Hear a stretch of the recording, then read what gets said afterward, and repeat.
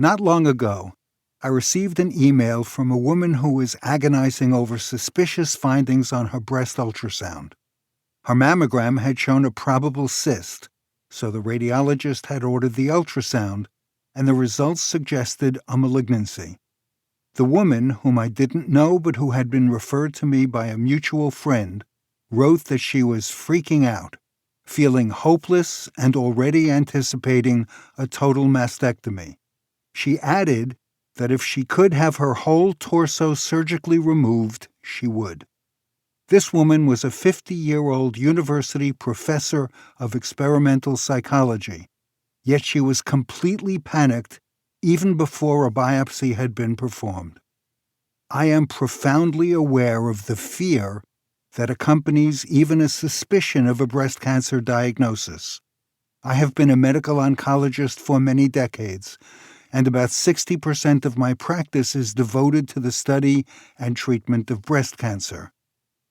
In 1988, at the age of 45, my wife, Martha, was diagnosed with breast cancer. She had found a small nodule that seemed benign, but nonetheless warranted removal, and I vividly remember my fear when the surgeon told us, "I'm sorry, it's a carcinoma." I felt as though I had been walking along a rocky path on a high mountain, holding Martha's hand, and we had suddenly lost our footing. 2 days later, the surgeon told us, almost casually, that the nodes he'd sent for biopsy when he removed the tumor appeared completely normal. I regained my balance. Whatever else might turn up, there was a good chance that Martha would be cured. After Martha's lumpectomy, she received radiotherapy and chemotherapy, which pushed her into menopause. Severe symptoms began and continued unabated. She didn't complain, understanding better than I what women were expected to tolerate in that era as part of the change of life. But she was most definitely suffering. For years, the women under my care had reported a variety of the same symptoms: hot flushes, loss of sexual desire, painful intercourse because of vaginal dryness, difficulty sleeping, severe bladder pain, heart palpitations, unexplained and uncharacteristic anxiety attacks, difficulty concentrating, and the thing that especially bothered Martha, fuzzy thinking, such as trouble remembering phone numbers and following the plot of a book. And so I delved more systematically into the world of menopausal symptoms and their treatment. At the time, the uncontested most effective treatment for these symptoms was estrogen.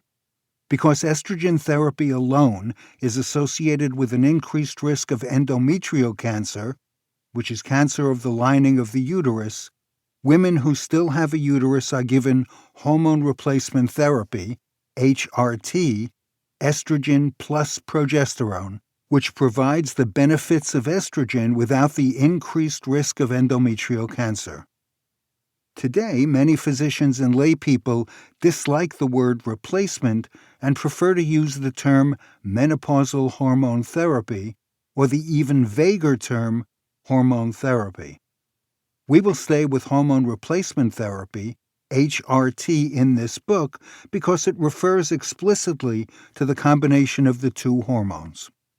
Martha asked me about prescribing estrogen for her.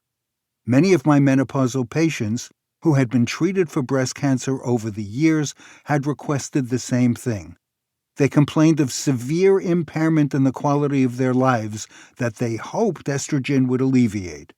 I had always advised against it because of the prevalent concern that estrogen might increase the risk of cancer recurrence.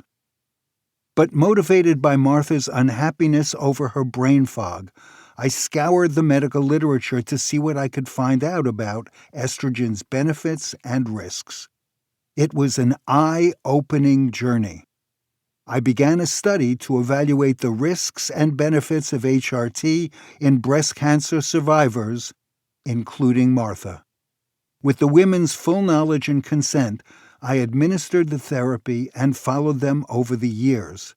The results of that study and many others I unearthed led me to write this book.